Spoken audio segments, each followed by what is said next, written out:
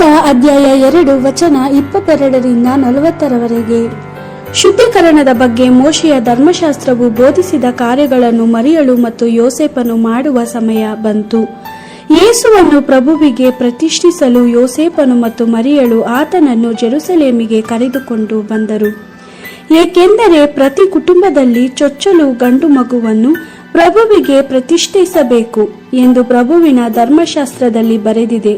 2 ಪಾರಿವಾಳಗಳನ್ನು ಅಥವಾ 2 ಬೆಳ್ಳವಕ್ಕಿಗಳನ್ನು ಯಜ್ಞವಾಗಿ ಸಮರ್ಪಿಸಬೇಕು ಎಂದು ಸಹ ಪ್ರಭುವಿನ ಧರ್ಮಶಾಸ್ತ್ರವು ಹೇಳುತ್ತದೆ. ಆದ್ದರಿಂದ ಯೋಸೇಫನು ಮತ್ತು ಮರಿಯಳು ಜೆರುಸಲೇಮಿಗೆ ಹೋದರು. ಸಿಮಿಯೋನನೆಂಬ ಒಬ್ಬ ಮನುಷ್ಯನು ಜೆರುಸಲೇಮಿನಲ್ಲಿ ವಾಸಿಸುತ್ತಿದ್ದನು. ಅವನು ಒಳ್ಳೆಯವನಾಗಿದ್ದನು ಮತ್ತೆ ಬಹಳ ಧಾರ್ಮಿಕನಾಗಿದ್ದನು. ದೇವರು ಇಸ್ರೇಲರಿಗೆ ಸಹಾಯ ಮಾಡುವ ಕಾಲವನ್ನೇ ಸಿಮಿಯೋನನು ಎದುರು ನೋಡುತ್ತಿದ್ದನು. ಅವನು ಪವಿತ್ರಾತ್ಮ ಭರಿತನಾಗಿದ್ದನು.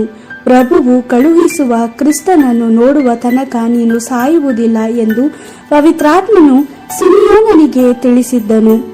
ಸಿಮಿಯೋನನು ಪವಿತ್ರಾತ್ಮನ ಪ್ರೇರಣೆಯಿಂದ ದೇವಾಲಯಕ್ಕೆ ಬಂದನು. ಯೆಹೂದ್ಯರ ಧರ್ಮಶಾಸ್ತ್ರ ವಿಧಿಗಳನ್ನು ಪೂರೈಸಲು ಮರಿಯಳು ಮತ್ತು ಯೋಸೇಫನು ದೇವಾಲಯಕ್ಕೆ ಹೋದರು. ಅವರು ಮಗು ಯೇಸುವನ್ನು ದೇವಾಲಯಕ್ಕೆ ತಂದರು.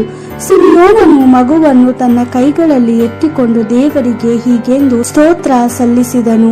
ಪ್ರಭುವೇ, ನಿನ್ನ ವಾಗ್ದಾನದಂತೆ ಸಮಾಧಾನದಿಂದ ಸಾಯಲು ನಿನ್ನ ದಾಸನಿಗೆ ಅಪ್ಪಣೆಯಾಗಲಿ. ನೀನು ದಯಪಾಲಿಸಿದ ರಕ್ಷಕನನ್ನು ಕಣ್ಣಾರೆ ಕಂಡೆನು. ನೀನು ಆತನನ್ನು ಜನರೆಲ್ಲರಿಗೆ ಪ್ರತ್ಯಕ್ಷ ಮಾಡಿರುವೆ. ಆತನು ಯೆಹೂದ್ಯರಲ್ಲದ ಜನರಿಗೆ ನಿನ್ನ ಮಾರ್ಗವನ್ನು ತೋರಿಸುವ ಬೆಳಕಾಗಿದ್ದಾನೆ.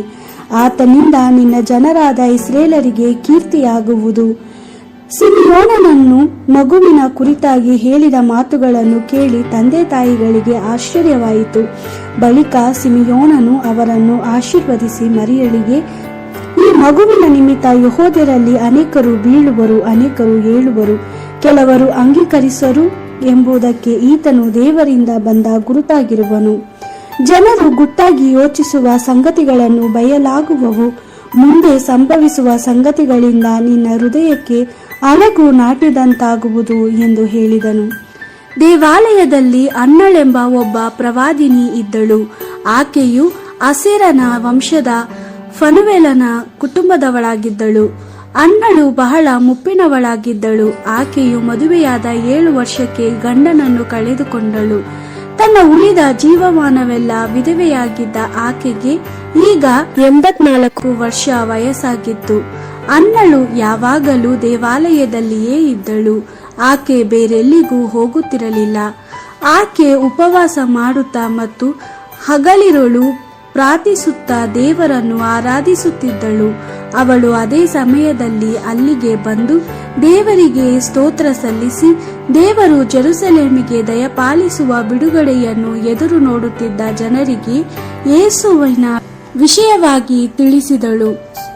ಪ್ರಭುವಿನ ಧರ್ಮಶಾಸ್ತ್ರದ ಎಲ್ಲ ವಿಧಿಗಳನ್ನು ನೆರವೇರಿಸಿದ ಮೇಲೆ ಯೋಸೇಫ ಮತ್ತು ಮರಿಯಳು ಗಲಿಲೆಯ ಪ್ರಾಂತ್ಯದಲ್ಲಿದ್ದ ತಮ್ಮ ಸ್ವಂತ ಊರಾದ ನಜರೇತಿಗೆ ಹಿಂತಿರುಗಿದರು. ಬಾಲಕ ಯೇಸು ಬೆಳೆದು ಬಲಗೊಂಡು ಸಂಪೂರ್ಣ ಜ್ಞಾನಿಯಾದನು. ದೇವರ ಆಶೀರ್ವಾದವು ಆತನೊಡನೆ ಇತ್ತು. ದೇವರ ವಾಕ್ಯವಿದು. ದೇವರಿಗೆ ಕೃತಜ್ಞತೆ ಸಲ್ಲಲಿ.